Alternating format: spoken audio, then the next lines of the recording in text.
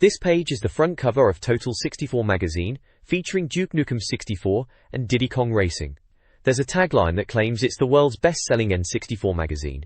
Duke is front and center, poised to give James Bond a run for his money. Diddy Kong is also present with his kart and plane. The cover teases reviews for Diddy Kong Racing, Mischief Makers, NFL Quarterback Club, 98, War Gods, and Dark Rift, among others. It also hints at a GoldenEye book, missing from the package, advising readers to ask their newsagent. The next page features a full-page advert for NFL Quarterback Club 98, published by Acclaim. It's a gritty shot of a football player with the tagline, "Take it to the extreme." This page is a picture page for Diddy Kong Racing on the Nintendo 64. The page features the game's logo, a few scattered balloons, and a shot of Conker the squirrel in his cart, speeding along, although he looks a little concerned. This page is the contents page of Total 64 magazine, warning readers about expensive imitations this Christmas. It lists the reviews in this issue: Duke Nukem 64, page 34, Mischief Makers, page 40, Diddy Kong Racing, page 44, NFL Quarterback Club, 98, page 52, War Gods, page 56, and Dark Rift Showcase, page 62. There's also a competition to win the complete set of James Bond movies on video, and a section called Justino, that seems to be a regular feature. The next page is the contents page of Total 64, cautioning about expensive imitations this Christmas. In First Look, Hybrid Heaven is described as potentially being the N64's answer to Resident Evil. Madden 64 is hyped up as the definitive football sim. Forsaken looks set to give the N64 a new slant on the genre. Quake 64 brings a welcome dark side. Aero Wings Assault says you can become a Top Gun in Paradigm's Aero Wings Assault. Gesha, in features, Under the Total 64 Christmas Tree, gives advice on what games to buy for Christmas. Multiplayer Games reveals the best multiplayer options on the N64. Garniger, Regulars includes Picture Page, News, Reviews Intro, Reviews Roundup, The Firing Line, The Cheat Zone, Subscriptions, Back Issues, Next Month, and Sign Off. Pre-play includes Automobili Lamborghini. Preview includes San Francisco Rush, said to be Midway's answer to Rage Racer. This page is a news update from Total 64, announcing the price drop of the Nintendo 64 from £250 to £99. It also highlights European release dates for upcoming games. Games mentioned for November include WCW vs NW World Tour, Clay Fighter 63 1/3, GoldenEye 007, Bomberman 64, Top Gear Rally, and Automobili Lamborghini. December will bring War Gods, Diddy Kong Racing, and Mischief Makers. Games expected in the fourth quarter of '97 include Blade and Barrel, Quake 64, Reverend Limit, and Robotron 64. First quarter '98 may see Duke Nukem 64, GASP, and MK Mythologies, Sub-Zero, while January '98 lists Robotech, Crystal Dreams. LucasArts is also confirmed to be working on a new Star Wars game for the N64, possibly a sequel to Shadows of the Empire, or based on the new films, tentatively titled Star Wars: Balance of the Force, expected in mid-1999. The next page features the new 64 update, starting with Mindscape's first Nintendo 64 release, Last Legion UX, where robots battle in a 3D environment with various weapons. Screenshots of the game are present. Next up, it discusses THQ's Rugrats game for the N64, based on the Nickelodeon TV series, which will also be available on Game Boy and PlayStation.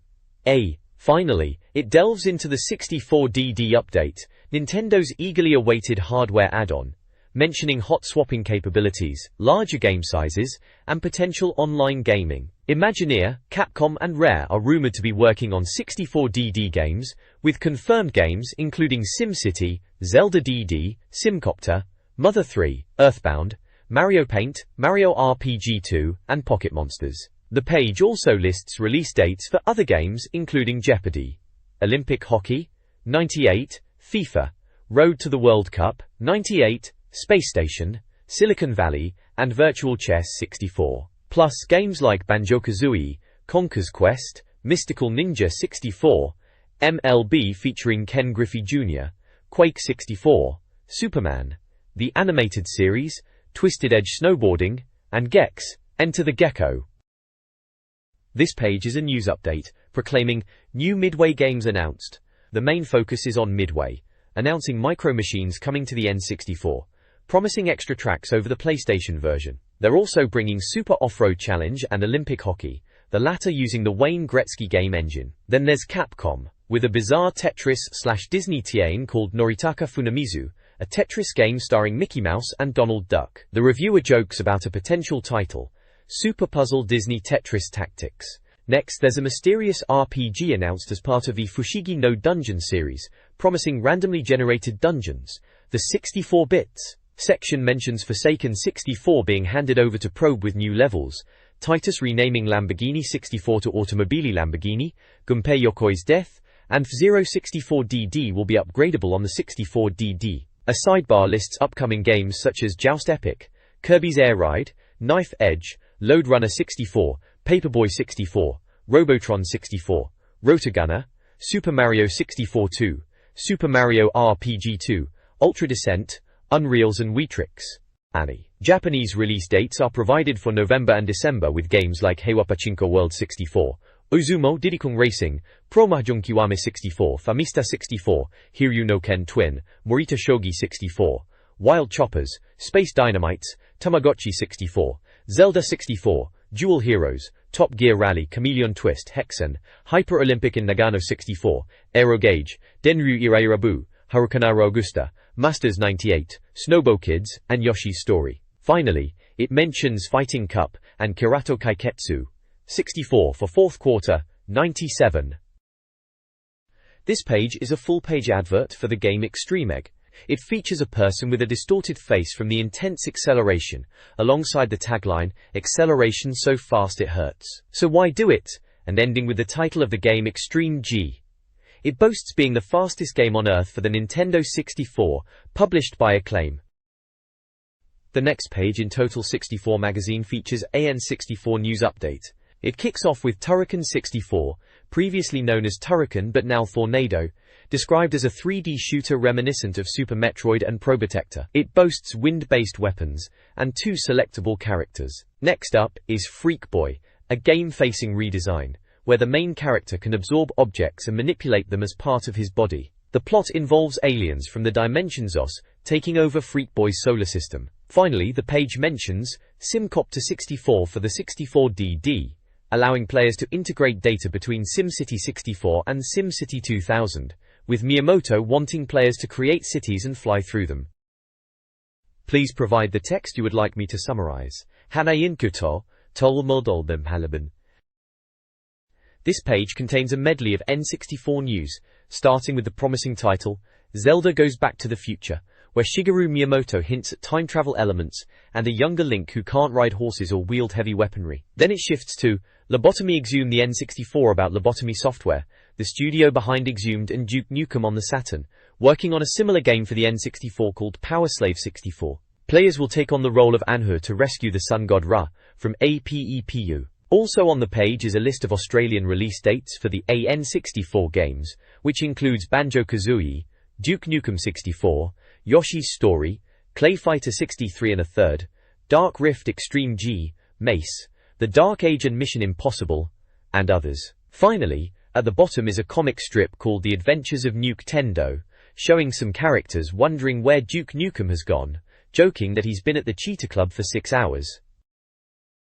The next page is a full-page advertisement for F1 Pole Position 64, touting the game as the most authentic Formula 1 experience on the N64. It highlights the game's 16 Grand Prix tracks, 22 accurate racing cars, 30 famous drivers, and realistic features like spinouts, skid turns, and pit radio communication. The advert's tagline is, "In racing there is only one position." This page is a first-look preview of the N64 game Hybrid Heaven from Konami. The writer likens it to Metal Gear Solid, praising the 3D polygon graphics. They mention the game takes place in a futuristic world filled with corruption and violence. The reviewer seems impressed by the real-time gameplay, great animation, and attention to detail. Screenshots show off the game's gritty urban environments, and some character models, with some light sarcasm regarding the characters' appearances. The article notes that the game is cartridge-based and will feature plenty of monster massacres. This page is a preview of Madden 64 for the Nintendo 64. The author expresses excitement for the game, anticipating real players, sounds, and playability. The article highlights the 3D polygon graphics and good animation, noting that the N64's capabilities are being pushed, and realistic weather conditions like snow and rain will affect gameplay. While there are no official NFL teams due to licensing issues, the game includes real player names. The reviewer notes the presence of tournament modes and playoffs, and hopes for a Rumble Pack option. There is a screenshot of the game setup menu, and several screenshots of the game in action. The author anticipates stiff competition from NFL quarterback Club 98, and thinks EA will work harder to guarantee a stunner. The next page presents a first look at the game Forsaken 64. The author is excited about the game's premise of jumping into a supership and zapping everything. They are particularly impressed by the enhanced 3D lighting effects and 3D level architecture made possible by the N64. The reviewer describes the freedom of movement afforded by the bike ships, noting the ability to strafe in all directions. The article details the variety of weapons available, and mentions that 15 or 16 bikes can be selected. They are impressed by the steady frame rate, even in the early stages of development, and notes the N64 version will feature some enhancements over the PC version, including multiplayer modes and alternate levels. There are several screenshots from the game. The next page is a full-page advert for GoldenEye 007 on the Nintendo 64. It boasts that you are James Bond, and highlights the game's action and detailed gameplay. It mentions 30 different means of assassination, 20 missions and Rumble Pack support for feeling the weapon recoil. The advert concludes by calling the game the fastest, most powerful games console on Earth, and awarding it a 5/5 rating. This page features a first look at Quake 64. The writer suggests that while Doom may be the godfather of the FPS genre, Quake 64 is being touted as the best, due to its obscene amount of detail and violent nature. The graphics are noted as a step up from Doom 64, thanks to fully polygonal enemies. The game promises special effects like atmospheric lighting and transparent water, enhancing the eerie 3D settings. The level design is also praised, as the player is thrown into an evil, satanic world where demons are hungry. The reviewer notes that the weapons won't be the typical variety, with new toys like the Thunderstaff, bazooka, and grenade launchers. Finally, the reviewer comments that the game is due for release in November, and should be one to watch. The next page is a first look at Aero Wings Assault, also known as Sonic Wings Assault. It's touted as the first aeroplane combat game for the N64 from Paradigm, who also developed Pilot Wings 64. The game promises a two-player mode, and lots of options for planes, pilots and weapons, from Vulcan cannons to Sidewinders and Heatseekers. Defensive weapons like chaff are included. Co-pilots will play an active role, leaving mid-level and returning at the boss. The game will feature big bosses and famous landmarks like the Empire State Building, London Bridge and the Golden Gate Bridge, and a Rumble Pack feature is expected. This page is a preview of Automobili Lamborghini for the Nintendo 64. The article suggests that despite tough competition, the game's impressive graphics could help it stand out. The reviewer discusses the thrill of driving fast cars and how racing games offer a safe alternative. The page includes screenshots showcasing gameplay and lighting effects, with captions highlighting dramatic backdrops and replay features. The next page showcases a preview of Automobili Lamborghini for the Nintendo 64. It emphasizes the thrill of racing supercars, even mentioning a Ferrari being available, despite the title. The reviewer praises the game's graphics, claiming they surpass those of other racing titles. Screenshots highlight the visuals and car details. It also mentions the bonus of multiple cars appearing on screen simultaneously, and no fogging in the 4-player mode. The page also mentions in-pit action. This page continues the preview of Automobili Lamborghini for the Nintendo 64. The reviewer seems excited about the prospect of multiplayer, particularly the inclusion of a 4-player mode, which was initially uncertain. They highlight the different game modes available, including arcade, tournament, championship, and time trial, while also teasing a secret mode. The reviewer also praises the work done by Titus, the developers. Capito. The next page continues the preview of Automobili Lamborghini, highlighting its striking visuals and subtle lighting effects. The reviewer anticipates the release of the 64DD, which would allow for extra tracks and cars. They mention the game's release date being pushed back to late November, attributing it to improvements being made. The reviewer seems hopeful that Lamborghini can redeem the racing game genre on the N64, which they feel has been underplayed, especially compared to Mario Kart 64 and MRC, and they are somewhat critical of Cruisin' USA. They mention several game modes, including arcade, tournament, championship, and time trial. The reviewer notes that dangerous driving usually results in a crash. This page is a Christmas gift guide for the N64, titled Under the Christmas Treats. It recommends GoldenEye as a top pick, praising its immersive environments and gameplay. The page also advises against purchasing War Gods and Hexen 64, criticizing their dated graphics and gameplay. There's an image of a menacing robotic character with L.ARD on its chest. This page continues the Christmas theme, recommending N64 games as Christmas treats. It spotlights Diddy Kong Racing, Extreme G, and Duke Nukem 64, praising their gameplay and multiplayer options. Diddy Kong Racing is likened to Mario Kart and Mario 64, while Extreme G is compared to Wipeout 2097. Duke Nukem 64 is lauded for its dark humor and level design. The Maybes section features Dark Rift. The page also includes a Total 64's UK N64 Top 10 list, ranking GoldenEye at number 1 and Duke Nukem 64 at number 10 with prices. The next page dives into N64 peripherals as potential Christmas treats. It reviews the SharkPad Pro 64 controller, praising its similarity to the official pad but noting the stiffer analog stick. Rumble packs are also featured, mentioning the issues with third-party versions not accurately replicating the official Rumble. The Datal Action Replay, a cheat device, gets a mention, and the review highlights colored official pads from Fox Data Limited. Finally, there is the official Nintendo memory card, which is recommended over third-party options due to reliability issues.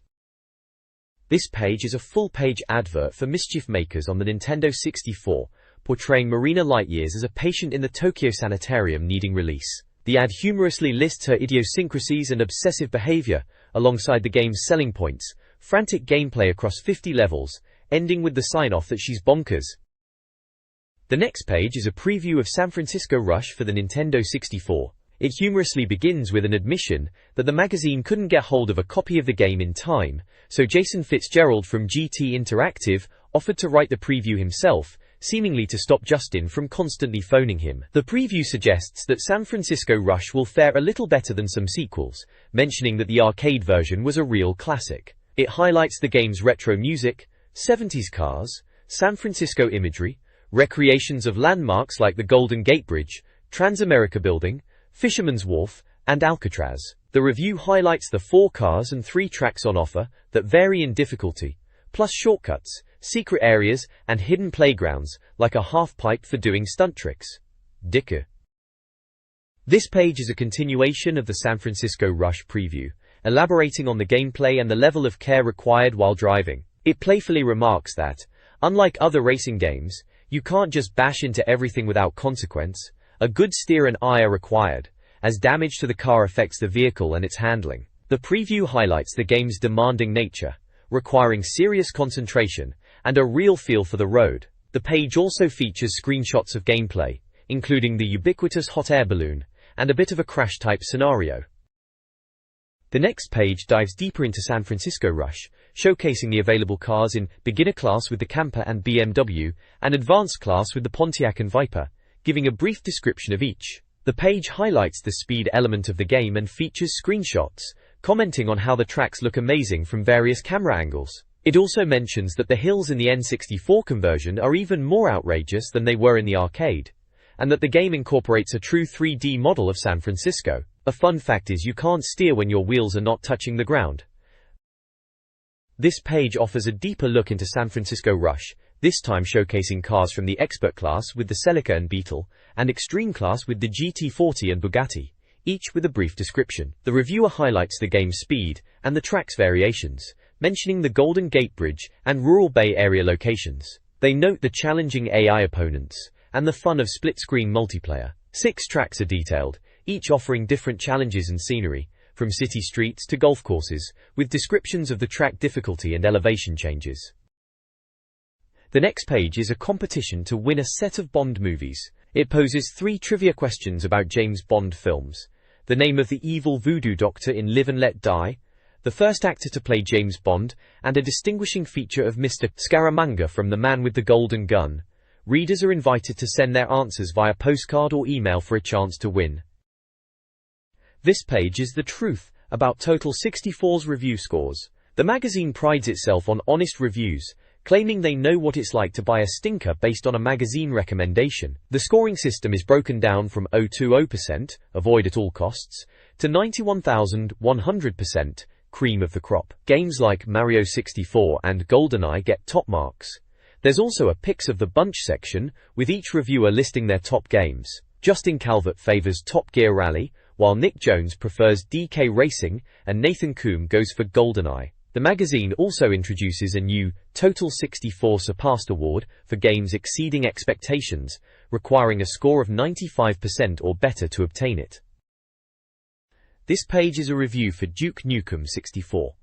The game's name is prominently displayed, and Duke himself is seen standing atop a Nintendo 64 console firing weapons. There are 3 screenshots from the game, with the first reading, "Duke Nukem must die." It's a pretty explosive image, fitting for the Duke. The next page dives into the review of Duke Nukem 64, declaring that Duke is about to take the N64 by storm. It mentions how the game brings an adult-loving sense of attitude to the N64. The review also notes that while not as technically advanced as GoldenEye, Duke Nukem 64 makes up for it with its arguably better multiplayer game and black humor. The reviewer recalls how Duke Nukem 3D brought attitude and humor to video games, previously only hinted at. This page delves into the little things that make Duke Nukem 64 shine, emphasizing aspects like blood splatters, bullet holes, footprints, and even interactive elements such as toilets and pool tables. The jetpack is highlighted as a major gameplay improvement, allowing access to almost any part of the level. The reviewer notes the ability to look around, providing tactical advantages. Referencing the previous page review, the article mentions the game, although based on Doom ideas, it sets itself apart with humor and black humor. The piece concludes by pointing out the game's intuitive design, where exploration and shooting often reveal the next steps. This page provides a review of Duke Nukem 64. It highlights the familiar environments of Earth in the game, with interactive elements like windows that smash, clocks that go boing, and babes that explode into bits. The game features locations such as cinemas, prisons, and details like toilets and projection rooms. The reviewer, Justin, admits to not being a Duke Nukem fan on PC but was impressed with GoldenEye 007. He acknowledges the removal of PC features like strippers and dodgy posters in the N64 version. The review points out the Nintendofied nature of the game, toning down nudity but maintaining violence. It also mentions the hidden camera feature for multiplayer. The next page continues the Duke Nukem 64 review, praising aspects like the graphics, while noting issues with sprite-based enemies, which look out of place compared to the 3D environments. The reviewer acknowledges the original music and Duke's personality being retained, comparing him to a mix of Dirty Harry and the Terminator. The review mentions the level design, with features like air ducts, sewers, and a jetpack, all available in the first level. It acknowledges the limitations of using sprites and how it affects the overall gaming experience. The reviewer then compares the game to GoldenEye and Doom 64 and concludes that it is pretty damn good. The page also displays an image with a caption that notes, "Every month Mark manages to get his face in the mag," and also has a section entitled, "The Right to Bear Arms, the Right to Arm Bears," that features the pistol, grenade launcher, shotgun, submachine gun, expander/contractor and missile launcher weapons with descriptions.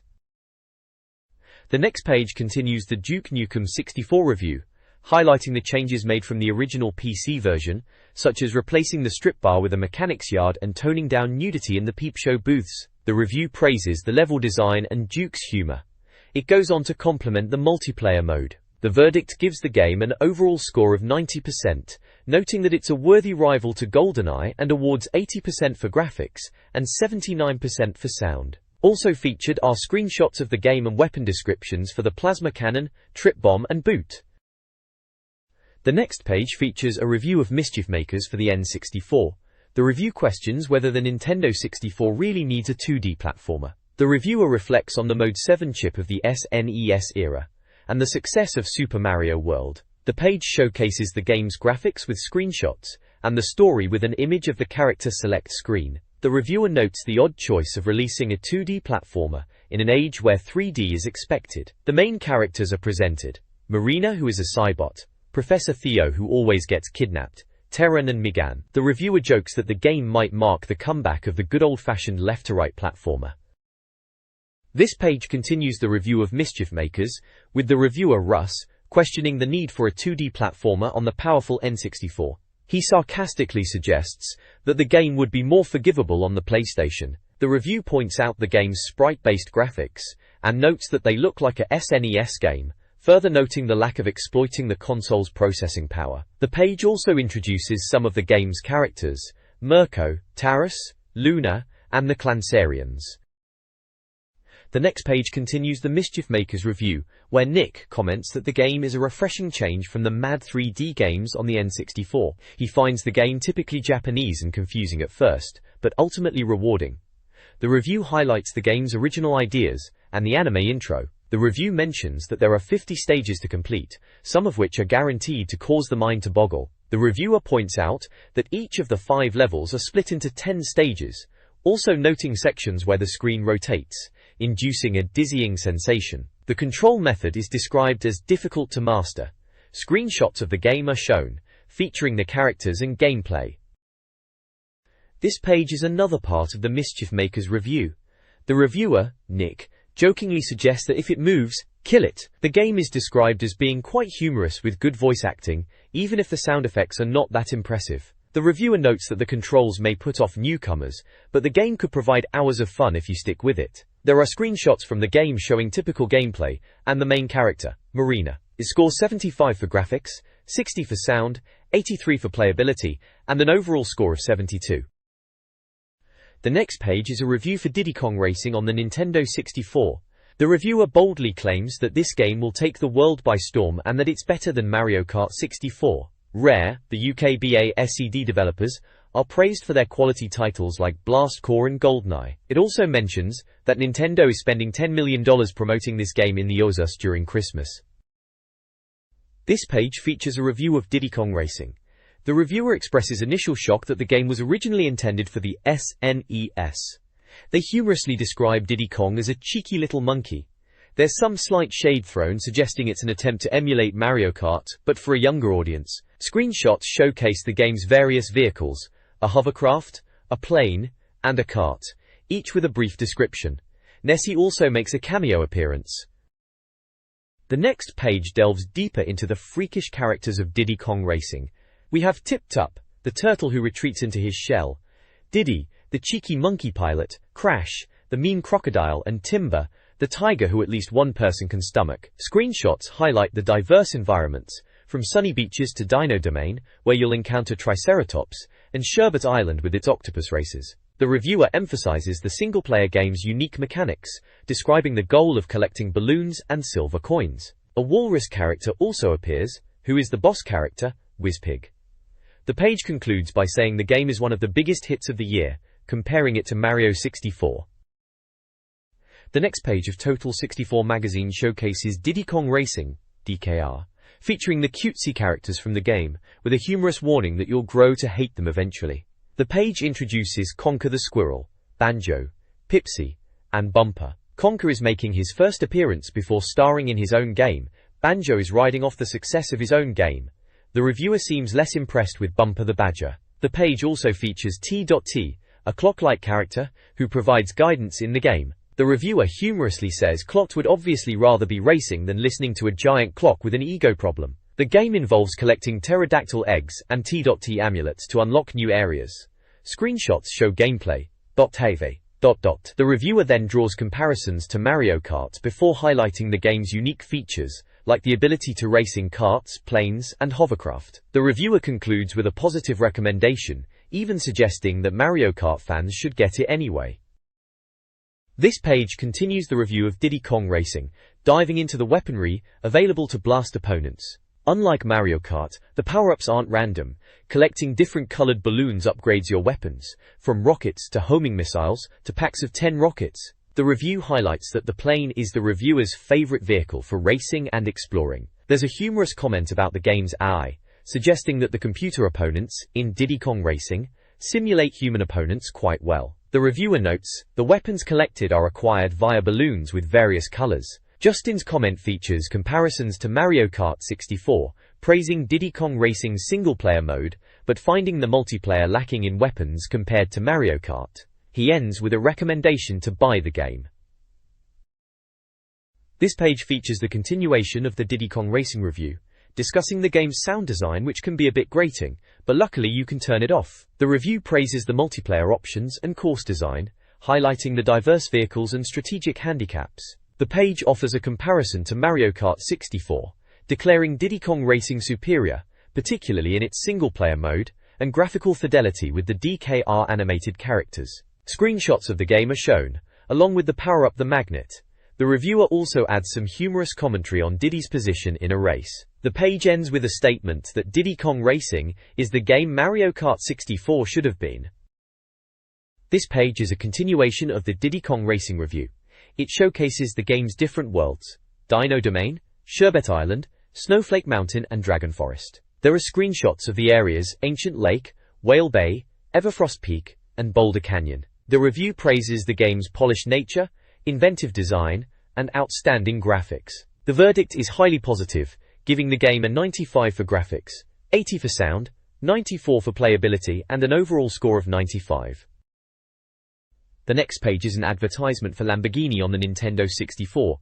It boasts about no police, no camera, just action. The ad highlights the game's features, like excess speed, a date of 12.1, 2.97, a speed of 176 miles per hour, and that it has 64-bit power, 94 MHz speed, and 3D environment. It also mentions rumble pack support, stereo sound, precision control, and multiplayer functionality. The advertisement concludes with the tagline: 4 players, 8 supercars, 7 tracks, 5 racing modes, and the next best thing to having one parked in your drive. This is only on Nintendo 64, apparently the fastest, most powerful games console on Earth. This page is a review of NFL Quarterback Club 98 for the Nintendo 64. The reviewer, Justin, admits he wasn't a football fan until Madden on the SNES won him over, mentioning John Madden's football, which was considered user-friendly and addictive. He reckons Quarterback Club 98 builds on Madden's formula, with improved graphics and more options. He jokes about not knowing a touchdown from a hole in the ground, and finds the sport's gladiator-like attire a bit odd. The review mentions a directional view issue, but overall it seems the game is enjoyable. The reviewer notes the plethora of game options, from quick start games to full-blown playoffs, and the various modes and customization features. In a comical tone there is a screenshot captioned, "Where's the ball gone? I don't know," and another with the caption, "Boring, I'm going home with my ball." He suspects that UK N64 owners might stick with ISS 64 instead of Acclaim's NFL Quarterback Club. This page continues the review of NFL Quarterback Club 98. It highlights the game's graphics, polygon players, and motion-captured animation. Adrian Murrell, the New York Jets running back, is mentioned as contributing to the animation's realism. The review points out there are over 25 detailed 3D stadiums, offering plenty of variety. It emphasizes the game's 4-player capability and the attention to detail, including realistic commentary, and over 1,500 NFL players. The page also showcases various camera angles, such as sideline cam, Cowie cam, creator cam, action cam, QBC cam, and blimp cam. The reviewer finds Cowie cam a bit too far back for his liking. The next page continues the review of NFL Quarterback Club 98, acknowledging its American football sim nature. It praises the game's playability and responsiveness, recommending it, especially for fans, due to its rumble pack feature. The review avoids commenting on the sound directly, but suggests it's typical for a football game. The verdict box gives a final rating, with graphics scoring 89, sound 87, playability 91, and an overall score of 90. The review concludes by noting the smooth animation and good graphics quality for the time. This page is a full-page advert for Ultimate Solutions magazine. It features a cover image showcasing guides for Lilat Wars, Star Fox 64, The Lost World, Jurassic Park, and Mario Kart 64. The magazine promises solutions, secrets, and track guides. The next page is a review of War Gods for the Nintendo 64.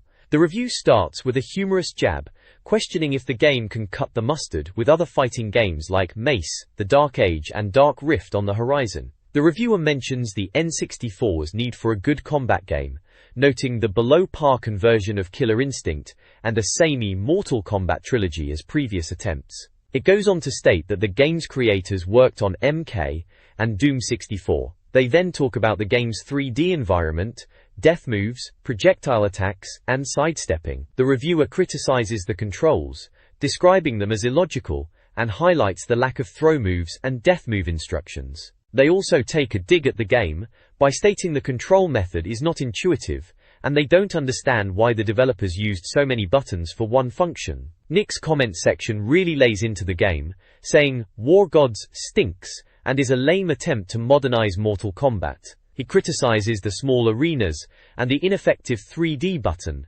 noting the lack of subtlety compared to Tekken, and the absence of counters, reversals, and definitely no Nina. This page is a review of War Gods. The reviewer acknowledges the controls are fairly responsive, but the game isn't doing much to push the envelope. The graphics are decent, however the sound and music are nothing special, consisting of grunts, groans, and heavy metal. They also comment on the game being a 3D version of the popular MK series, with fatalities being a focus.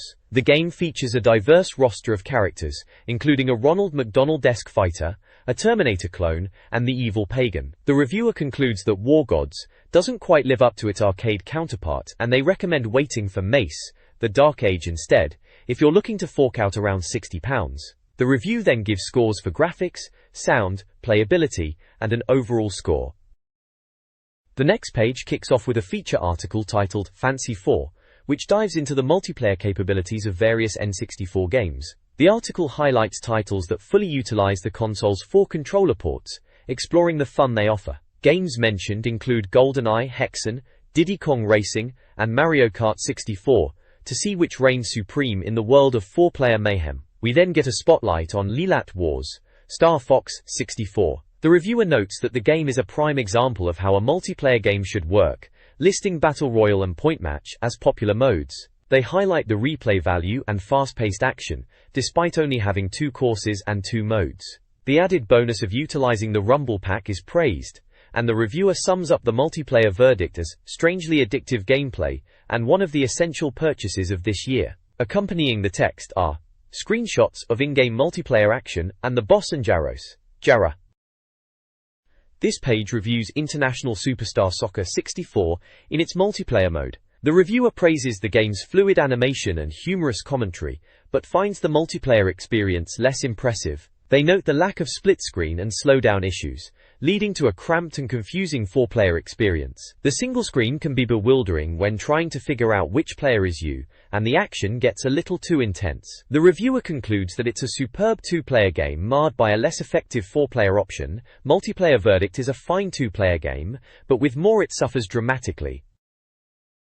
The multiplayer section begins with a glowing review of GoldenEye 007, praised for its addictive gameplay, great graphics, and extensive customization options. Mario Kart 64, while a good game, is deemed less impressive, with limitations in multiplayer options and large, tedious battle mode arenas, ultimately surpassed by upcoming titles like Diddy Kong Racing. The review concludes with a scathing critique of Hexen 64's multiplayer, lambasting its 2D graphics, glitching, and poor performance, deeming it unplayable.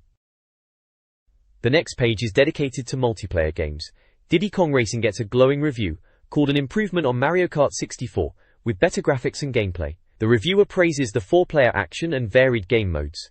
Extreme G is also reviewed favorably, with the reviewer impressed by its speed and lack of slowdown. FIFA 64 receives a negative review, due to fuzzy graphics and slowdown. The multiplayer rankings list GoldenEye as number 1, followed by Diddy Kong Racing, Extreme G, Lilat Wars, Mario Kart 64, and ISS 64. This page is a review of the fighting game Dark Rift for the N64. The reviewer discusses the history and importance of fighting games and how Dark Rift attempts to fill a void on the N64. They praise the game's colorful visuals. The reviewer also compares it to Mace, The Dark Age, and mentions Criticom. There are screenshots showing the game's characters and environments. There is a question asking who will win a fight between 2 characters. Another screenshot includes the comments, "All I said was, can I shave your legs?" The next page is a continuation of the Dark Rift review. The reviewer praises the well-drawn backgrounds and the game's orchestrated soundtrack, a refreshing change from typical heavy metal or techno-infused fighting game scores. They highlight the bone-crunching sound effects and the diverse character roster of 10 fighters, each with unique weapons and moves. Despite the ease of stringing combos, the reviewer acknowledges that button bashing can quickly make the game redundant. They comment on the awe-stricken special moves like Earthquake Tremor and Scarlet's Lava Stream. The reviewer finds the controls an odd but intuitive mix of Soul Blade and Mace. The Dark Age.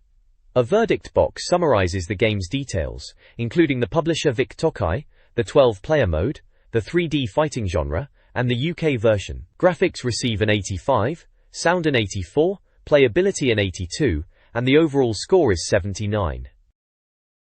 This page is a player's guide for Dark Rift, offering combo moves and special attacks for 2 characters.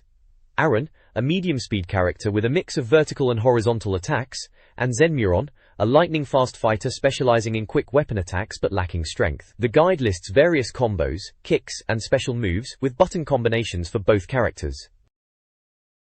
The next page dives back into Dark Rift, providing tips and move lists for Scarlet, a strong but slow character, and Morphix, a well-rounded character with blades for hands. It details horizontal and vertical combos, kicks and special moves, giving players the inside scoop on how to dominate with these characters. This page continues the Dark Rift strategy guide, now focusing on Eve, Gore, and Demonica. Eve is recommended for beginners because of her easy 2-ton X-string combos and lightsaber, with a list of horizontal and vertical combos, and special moves like Spiral Slice and Argon Saber Bolt. Gore is a strong, slow adversary with axe and seismic ripple attacks, with listed combos and special moves like Ground Zero and Dorlon Roller Coaster. Finally, Demonica, a wild, agile woman, has listed horizontal and vertical combos, kicks, and special moves like Hades Bite and Demon Breath, rounding out the character tips for the game. The next page presents Nikki from Dark Rift, described as the fastest but weakest fighter, highlighting a combo that can be made infinite. It lists horizontal and vertical combos, kicks, and special moves like Starburst Blast and Farallon Throw, along with special combos such as Lunatic Mule and Radiant Stomp. The page also has images from Dark Rift and a Bomberman 64 advert promoting its multiplayer action for the Nintendo 64 console, and notes its features like bit power, processing speed, 3D environment, stereo sound and multiplayer capabilities, stating that it is the fastest, most powerful games console on Earth. This page continues with more Dark Rift tips, offering guidance for Demitron and Sonark, along with a guide for their special moves. Demitron is described as slow but powerful. There are also other cheats listed for playing as Sonark or Demitron at the title screen, followed by passwords to the end of game sequences that show screenshots and button combinations for characters like Aaron, Demonica, Demitron, Eve, Gore, Morphix, Nikki, Scarlet, Sonark, and Zenmuron. The next page is a full-page advert for the Pocketbook of Nintendo 64 Hints and Tips, Volume 1 from Rapide Publishing, boasting secrets and solutions for the biggest N64 games. It features games like Turok, Dinosaur Hunter, Super Mario 64, and Wave Race. The advert includes a coupon for ordering the book via mail, or a hotline for credit card orders. This page showcases a reviews roundup for N64 games, offering opinions and scores from different magazine issues. Blast Corps is praised for its blend of action, puzzle solving, and explosions, earning an 89% score. Bomberman 64 disappoints with its transition to 3D, receiving a 75%. Cruisin' USA is heavily criticized as a poor arcade conversion with a 59% score. Dark Rift is considered the best beat-em-up on the N64, but still falls short of PlayStation and Saturn titles, scoring 84%. Doom 64, UK, is deemed a good game but dated compared to GoldenEye, earning 89%. Doom 64 is lauded for its atmosphere and improvements, getting 92%. Doraemon is compared to Mario 64 and found quirky, with a score of 69%, and the current score shows 85%. The next page continues the N64 Reviews Roundup. Dynamite Soccer gets a dismal 25%, with the reviewer stating it's so bad it's funny, but still not worth your money. Extreme G is praised as a breath of fresh air, earning a 94% score, and is called the best racer on the N64. F1 Pole Position receives a more lukewarm response with 80%, being deemed underwhelming. FIFA 64 gets a 76% in Issue 3, but has a current score of 58%, with the reviewer saying, "Superior Konami's Top Kickabout is the best game ever." Gambare Gomon 5 scores 89%, but the reviewer is worried about the game not being translated to English. Go! Troublemaker scores only 43%, with the reviewer finding it confusing but oddly enjoyable. Finally, GoldenEye 007 gets a stellar 98%, with the reviewer praising its perfectly crafted gameplay and multiplayer. This page continues the N64 reviews roundup, starting with Hexen 64, which the reviewer considers a cheap cash-in and a poor port of the PC game, awarding it only 63%. Human Grand Prix is also panned, with a current score of 72%, but 80% in Issue 3, being compared unfavorably to other racing games on the system. International Superstar Soccer receives high praise, with a 97% score, being called the best footy game on the N64. J-League Perfect Striker gets a 93%, praised for its hilarious player animations and solid gameplay. GQ World Soccer 3 also scores high with 97%, being called an improvement over the original ISS. Killer Instinct Gold receives a 69%, with the reviewer praising its speed and combos but noting some slowdown. King of Pro Baseball scores 91% in Issue 2, but has a current score of 82%, with the reviewer noting the difficulty of finding a human opponent and the frustrating single-player mode. Finally, Lilat Wars gets a 94%, with the reviewer praising the English speech and improved plot compared to Starwing. This page provides more reviews for the Nintendo 64. Mace, The Dark Age is praised as a great beat-em-up, drawing comparisons to Tekken and Soul Blade and scoring 89%. Mario Kart 64 gets a more reserved recommendation, with a score of 93%, the reviewer suggesting that it's a fun title and great in multiplayer but not much different from the original Mario Kart. Mortal Kombat Trilogy receives a mixed reception, with its current score dropping to 67% from an initial 78%. The reviewer admits to disliking Killer Instinct Gold more, and finds Mortal Kombat Trilogy an unplayable pile of crap. Multi-Racing Championship is considered a better racing game than Cruisin' USA, but receives a score of 80%, the reviewer suggesting that with Lamborghini 64 and Top Gear Rally coming soon, the game faces stiff competition. NBA Hangtime is reviewed rather harshly, with a score of only 51%, the reviewer suggesting its only appeal might be to Pong or Wimbledon fans. Pilot Wings 64 is praised as a classic, but its score is reduced to 91% from 95% due to preferences in the Total 64 office for Blast Corps. Shindu Mario 64 gets a score of 96%, the reviewer struggling to see the point of releasing it at all. Shindu Wave Race 64 receives a score of 93%, but the reviewer finds the Rumble Pack integration distracting. The next page presents a Total 64 roundup of game reviews. Star Fox 64 is praised as a worthy N64 update of the SNES Classic, and gets a score of 96%. St. Andrews Golf gets a lukewarm reception, and a score of 96% initially, but drops to 42% due to its Japanese language, and perceived lack of quality, with the reviewer commenting that it would be a bogey if it was released on the Commodore 64. Star Wars Shadows of the Empire is considered a disappointing launch title, with its score dropping to 49% from an initial 61%, and the reviewer warns readers to avoid it. Super Mario 64 remains highly praised with a score of 96%, the reviewer commenting on its addictive gameplay. Tetrisphere is given a score of 84%. The reviewer admits it takes time to get used to but becomes increasingly addictive with various play modes. Top Gear Rally receives a score of 85%, the reviewer disappointed it isn't a Sega Rally rival, but acknowledges it's a competent racing game with smooth graphics and realistic handling, despite the computer-controlled cars not being up to scratch. This page features more reviews from Total 64. Turok Dinosaur Hunter is considered a good game, but suffers in comparison to GoldenEye, receiving scores of 93% and 89%. Wave Race 64 is praised for its originality and playability, with a score of 96%. Wayne Gretzky's 3D Hockey, while considered the best ice hockey game, is noted to possibly bore players, quickly getting a score of 90% and 82%. War Gods is criticized for borrowing from Mortal Kombat and not being a good beat-em-up, with a score of 76%. Wonder Project J2 is also reviewed, with the reviewer expressing frustration at the language barrier and giving it a score of 69%. There are also screenshots of each game included in their descriptions.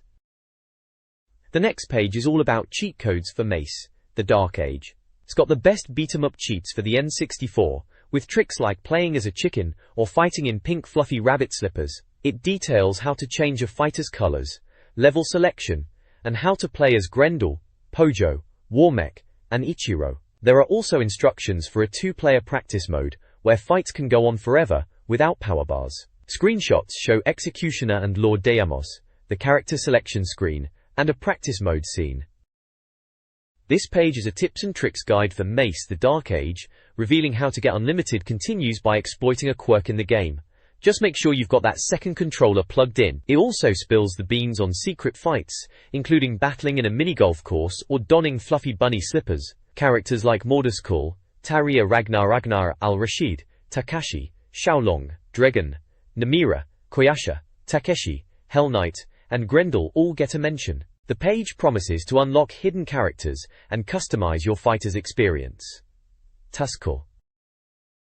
The next page showcases hidden characters' moves for Mace: The Dark Age, which is a useful reference guide. It lists the moves for Grendel, Pojo, Warmech, and Ichiro, covering combo starters, basic combos, comboable specials, standalone specials, advanced combos, and execution moves. There's even a note that Warmech can't be thrown, for those players who didn't know. This page continues the Mace: The Dark Age tips, revealing hidden characters' moves, useful if you want to master the game. It focuses on Sir Dragon and Hell Knight, providing combo starters, basic combos, comboable specials, standalone specials, advanced combos, and execution moves. This page is the firing line letters section, where readers share their thoughts and questions about the Nintendo 64. One reader defends the N64 against PlayStation owners, highlighting the quality of N64 games and questioning the originality of PlayStation titles. Another reader asks about Quake, Unirally, and football management games on the N64. The Q&A section discusses the possibility of Tomb Raider and Resident Evil on the N64, a Pilotwings sequel, and compares Zelda 64 to Final Fantasy V2. The team responds with some sarcasm and excitement for upcoming N64 titles, like Hybrid Heaven and Zelda 64. There is an image of Diddy Kong from Diddy Kong Racing. This page is the firing line letters section. Joseph from Cardiff asks if he should wait for Extreme Gene or get GoldenEye for Christmas and what is meant by I. The team responds that it all comes down to personal preference, either shooting Russians or very fast superbikes. I is artificial intelligence, and GoldenEye won't be brought out with a rumble pack. A reader calling himself Captain Neil Gibbons, the pirate, writes about the new Mario game and wanting to see Yoshi in it, and asking if the new Mario game will be only on the 64DD. The Truth responds with Joker, Yoshi, har hardy. No. Nicholas from Australia shares his experience of buying the N64 and some complaints about the PAL versions of games, especially Mario Kart 64, and asks about the name change from Lilac Wars to Star Fox, who the fool with the SNES on page 83 is, release dates for Duke Nukem 64 and Body Harvest, whether the 64DD will have a modem, and how to get the hidden clutch attribute in NBA Hangtime. The Truth responds with look elsewhere on this page for the answer. It was just a lonely girl they found and offered a job, springish and no yes it will have a modem, and look in the back of this fine publication for your answer. There are images of James Bond from GoldenEye, a buff man, Yoshi and the N64 console and controller. Please provide the text you would like me to summarize. Lysolwire, Cheshire Warrington also has many musical routes. The next page is a Picks Win Prizes section. The editor chose the winner of a year's subscription, Jimmy Henderson from Tyne and Ware. We can also see fan art of various N64 games and characters, including art of Fox McCloud, Mario vs Yoshi 64, and an angry Mario and Banjo arguing over titles. A letter talks about how bad FIFA 64 is and how it is being used as a coffee coaster. This page contains the letters section, with feedback and questions from readers. One reader, Foggy's Left Knee Slider, discusses buying a Nintendo 64, after being disappointed with the PlayStation, particularly with racing games. They suggest a World Superbike game for the N64. David Bailey London suggests a Mario Blade game with rather aggressive finishing moves. The Dear Brilliant People of Total 64 letter praises the magazine but questions a Lilac Wars review score and the Banjo-Kazooie release date. The editor answers, stating that saving on Lilac Wars isn't possible and that the lower score was due to better games coming out. The page also has fan art of various N64 games and characters, including art of Mario, Fox McCloud, and a character in a go-kart. The next page is the Your Stuff section, featuring ads from readers. People are looking to swap or sell games, find pen pals, or even a girlfriend. Game mentions include Turok, Dinosaur Hunter, Blast Corps, GoldenEye, Super Mario 64, Wave Race 64, and various SNES titles. Below this is a full-page advert for Madeira Games, promoting us machines in stock, with titles like Mario Kart, Top Gear Rally, Wave Race, Blast Corps, Mission Impossible, Hexen 64, Clay Fighter, Go! Go! Troublemakers, Multi-Racing, GoldenEye, Doom 64, Star Fox 64, War Gods, and Dark Rift. They also offer import specialists for controllers, memory cards, RGB leads and transformers, and guaranteed next-day delivery. This page showcases Making Waves high scores for Wave Race 64, with various players like Trevor Scannell, Norman Obaski and Jason Madigan topping the leaderboards across different courses such as Marine Fortress, Port Blue and Drake Lake. The magazine encourages readers to submit their scores with photo proof. Below this, Foxy Scores highlights Aaron Taylor's dominance in Star Fox/Lelat Wars, challenging readers to beat his scores. The leaderboard features levels like Corneria, Fortuna, Sector Z, and Venom, with scores from players like Aaron Taylor and Ben McBean. The next page reveals high scores for Mario Kart 64, prompted by reader interest to establish a Making Wave-style leaderboard. Bas Beyonder from the Netherlands apparently dominated these scores. Race times are listed for both UK and US versions across various tracks like Luigi Raceway, Moo Moo Farm, Koopa Troopa Beach and Kalimari Desert. Other races mentioned include Ricky Pearson, Jason King, Stephen Poulton and Justin Calvert. Below this is the beginning of a section for GoldenEye 007 high scores, mentioning they'll separate UK and US times due to version differences, and are accepting scores from all difficulty levels but only with photographic proof. The GoldenEye section includes scores for levels like Dam, Facility, Runway, Surface, Bunker, Silo and Frigate, and names such as Justin Calvert and Nick Jones. This page is the Cheat Zone, your one-stop shop for N64 cheat codes.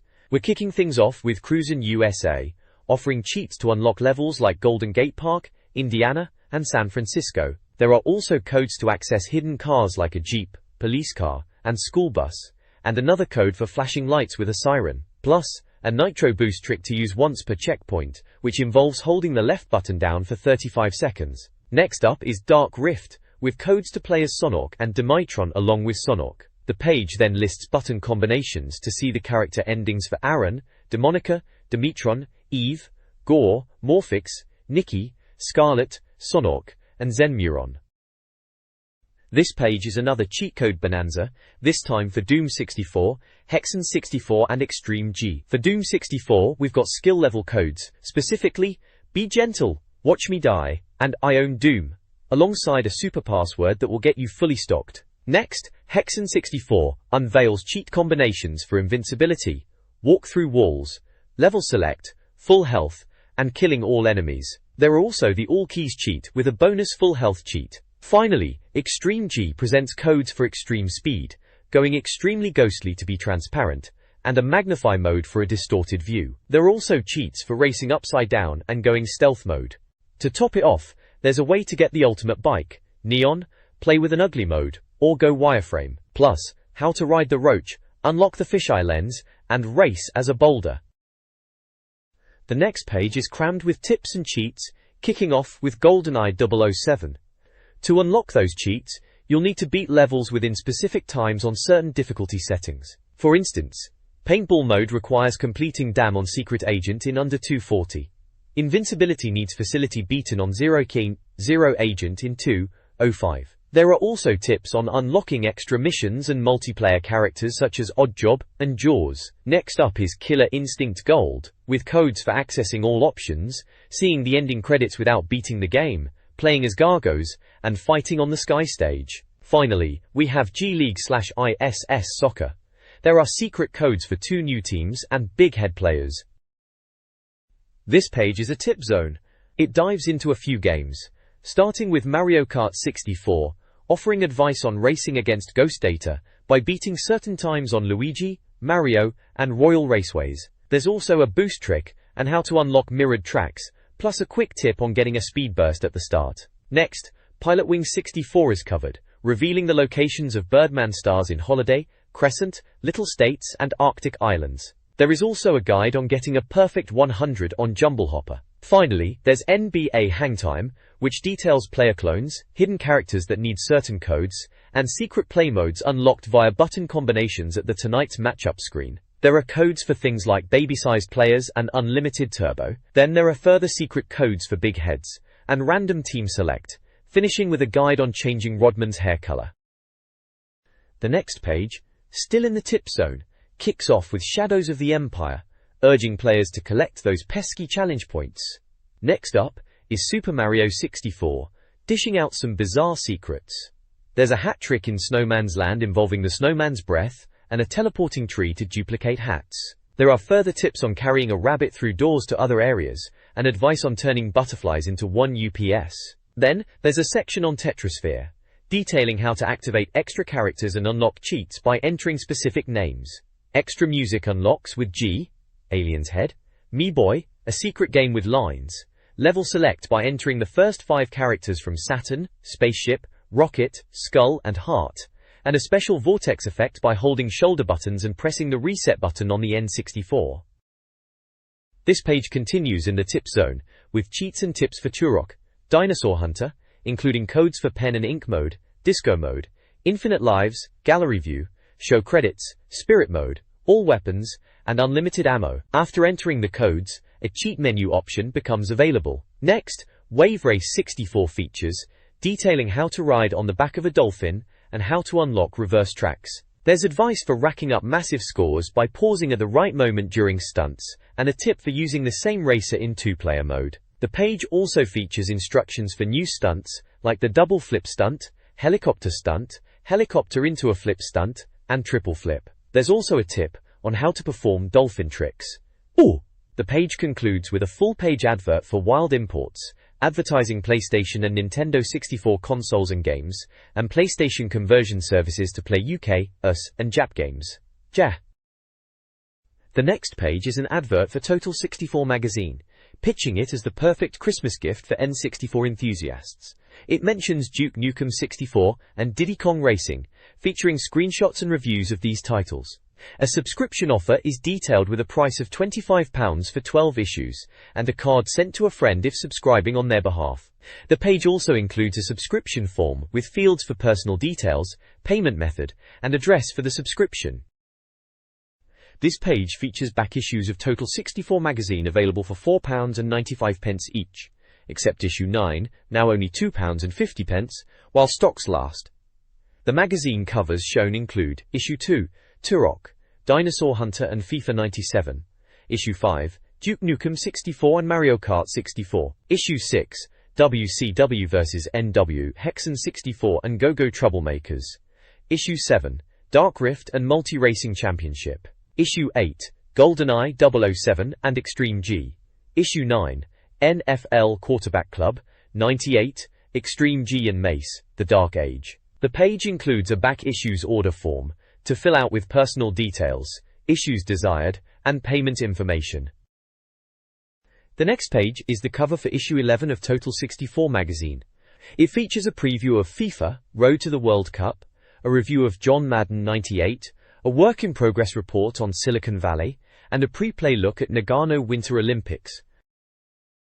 This page is an advertisement from Excitement Direct, a retailer hawking Nintendo 64 consoles, games, and accessories. The N64 console is priced at £89.99, with deals on controllers and other peripherals. Featured games include Diddy Kong Racing, GoldenEye 007, and FIFA, Road to the World Cup, which is featured on the cover of the magazine. There's also a list of N64 games and accessories, with a section for Super Nintendo games and Game Boy titles. They also swap second-hand Nintendo games, with exchange fees starting from £7.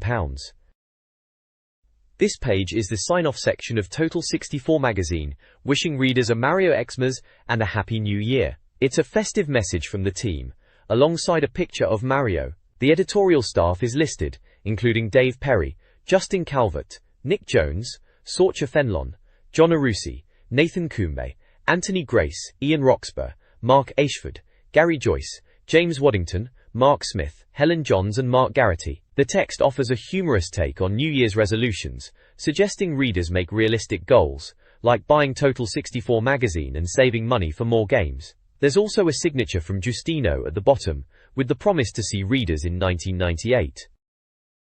The next page is a full-page advertisement for Top Gear Rally on Nintendo 64. It urges gamers to buckle up for the fastest, most powerful games console on Earth, boasting about the game's 5 tracks, 4 racing modes, variable weather effects, and custom spray shop. The advert also highlights the Rumble Pack compatibility, stereo sound, and precision control.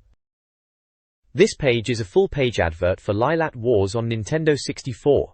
It advertises the special edition launch on October 10th, starring Fox McCloud, Slippy, Peppy, and Falco. It highlights the game's adventure and the promise of over 600 soundbites of real dialogue, while also mentioning the Rumble Pack, stereo sound, and precision control features.